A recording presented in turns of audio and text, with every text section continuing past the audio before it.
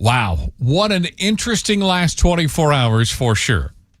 I've already done like 2 radio shows. I've got 2 more after the show today. I'll be doing this radio show with you for the next 4 hours. Wonderful.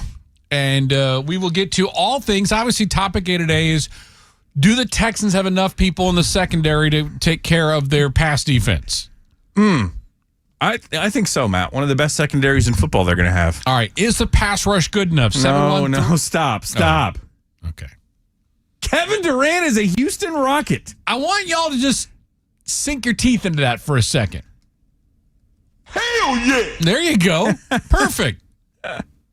I would say, and I was on a Phoenix radio show coming to work this morning because obviously they're wigging out. How are they doing? They want to know a lot about Jalen Green. What'd you tell them? I said, got better little by little every year. Incremental improvements. Would never be considered a efficient shooter. It's more high volume. On the cusp of being an all-star. But yet to have reached it. And you're going to like him. And the 7-game series against Golden State was not a great resume builder for him because 6 of those 7 games he was.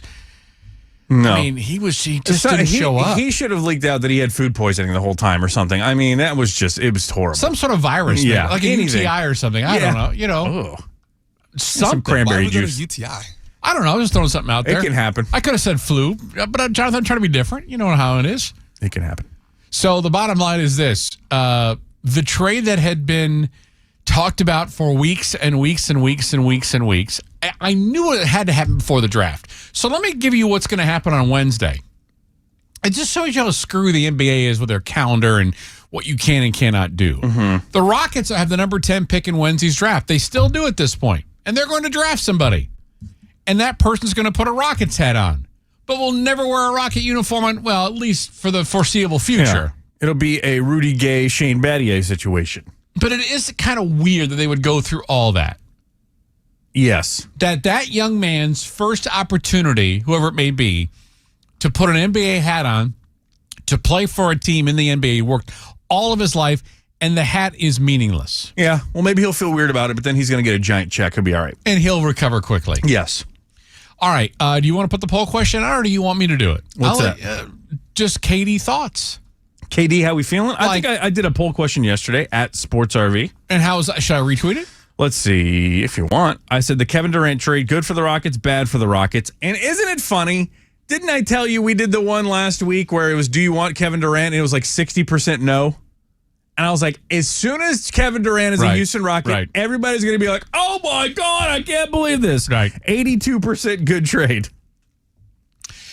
And it's funny because I was asked about this in this Phoenix interview that I did literally like a little half hour ago. They're like, are you happy that he's there, or are you happy that you didn't give up the future to get him there? And I said it's kind of both. First of all, you and I were in agreement. Regardless of age and injuries and whatnot, he wakes up scoring 25 points a game. Yes. He just does. He immediately helps your he's an efficient 2-point shooter for the most part.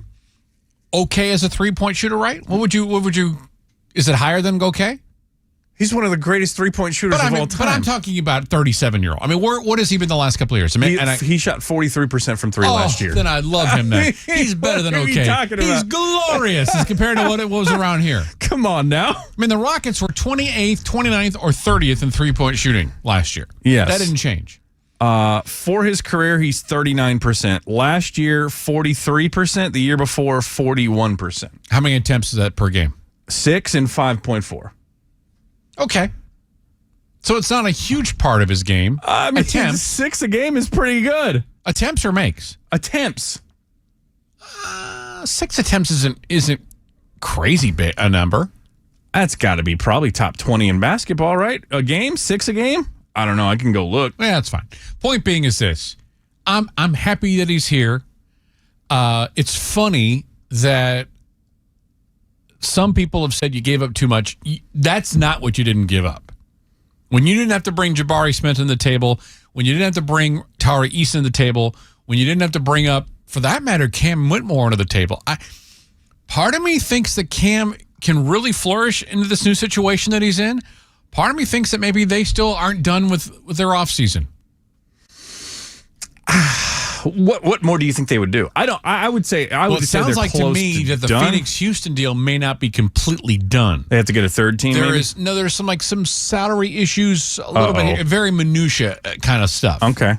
That might involve an expiring contract of some sort or a 1-year deal left. Something I can't tell you. That'd be more for the NBA nerds that can give you that. But at its core, the trade was Dillon Brooks and Jalen Green for one of the top 75 players in the league. Who again, downside of his career, but the if history the downside, of the league. yeah. But if the downside of a top 75 player is probably better than 80% of the guys currently in their career. Yeah, I think especially in the case of Kevin Durant, where his game, especially even last year, not predicated on like elite athleticism. It's just, I just want to call him a bucket getter. Like he's basically a 7-footer who can rise above anybody and shoot over anybody. And when he does and lets it go, he's one of the greatest shooters of all time. By the way, 6 threes a game was, it was less than I thought. I guess 60th in the league, around guys like. But when you say that, Bane. When you say that to me, it means that he's a smarter player. Yeah. He's not just jacking up shots to take up jack-up shots. The reality is, to me, Kevin Durant kills me at the elbows. Mm-hmm. He just, and I've called a lot of Kevin Durant games, obviously not wearing a Rocket uniform. That, to me, is the 15-footer. Just doesn't miss. He's one of the greatest mid-range shooters of all time, if not the greatest. Be him, Chris Paul. That's where I would start my list. Yeah. At least, if we're talking about all time, we're talking about recent, of course. All right, so let me give you the phone number today, and we want you guys to join us at 713-212-5790. That's 713-212-5790. If you want to follow us on Twitter, you can follow us there at SportsMT, at SportsRV, and I will retweet. Is you still have time for your poll question, or where are you on that? So what are the numbers right now? 82% good trade. 18% said bad. Yes. Okay. And again, the number one thing I'm finding it's not about losing Jalen per se. It's what does Kevin Durant have left in the tank? Yes. That's what I don't mean to paint with a broad brush, but that's what I generally feeling is, why are you trading for a 37-year-old who is in the down part of his NBA career? And Jalen Green, and who's probably not going to play back-to-backs, you're going to have to load manage. Or Jalen Green, you're playing for 82 games. And there is value in that. The Rockets are not a 2 seed without Jalen Green being the leading scorer on that team and playing 82 full games. Correct. Yep. So, if anybody wants to besmirch Jalen Green overall, that's not fair to him. He had a really good Houston Rockets career. The question is, does he ever become a great NBA player? And I think Phoenix will have to find out about that if they keep him. Boy, there were a lot of conflicting reports yesterday. Some said that they were going to spin him off, and some said, no, the Suns do not want to spin him off. They have 5 two-guards, it feels like, unless they put Booker and Green together in the same backcourt, and unless Bradley Beal is going on somewhere else either. There may be a buyout situation, but they got Grayson Allen's over there, too. I know Royce O'Neal's not per se, too, but they got a lot of wing players. Mm-hmm. As a buddy of mine said, if the Phoenix Suns had a 6'6" team or less, they might be the best team in the NBA. If you had like height limits, if it was like weight classes, like in boxing, if they had height limits, they would be really good. Do you think there's leagues like that? You could play in a league at 6'6" and less? The Rockets did it in 2020. That's true. They were starting Robert Covington at the 5. Well, when Chuck Hayes was starting at the 5, that was did that too. way back in the day. Yeah. So let us know how you feel about the trade. Good, bad, or indifferent. I can't imagine you being indifferent to it. But there is obviously an energy that is with this organization that wasn't here yesterday. And the reality is, Miami, the Phoenix Suns wanted a lot of their young players who are already in uniform, and Miami said, hell no. Rockets said, we'll give you Jalen Green. Dillon Brooks is a guy, valuable player for this Rocket team the last 2 years. Again, hated him when you was wearing somebody else's uniform. You'll probably hate him as a Phoenix Sun and start booing him again. But that guy was a huge asset to this basketball team. Yes, he was. Replaceable, 100%. And the Rockets said, we don't think Jalen Green is going to be a superstar. Yeah, that's the bet they're making. That we need to win now. And as we said the other day, this is championship or bust, right? I don't think you make this just to win the second round of the series. That's the question that was answered. And that's what we talked about last week. Are the Rockets going championship or bust? And this is it, yes. Your Houston Rockets are going championship or bust. Sports Talk 790 AM. Home of your Rockets. What a comeback! Astros. That ball is gone. And Houston's best first take. The Sean Salisbury Show.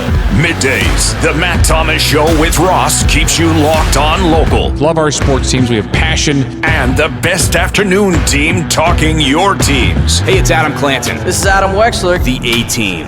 Houston's Sports Talk 790. I'm a Houstonian through and through.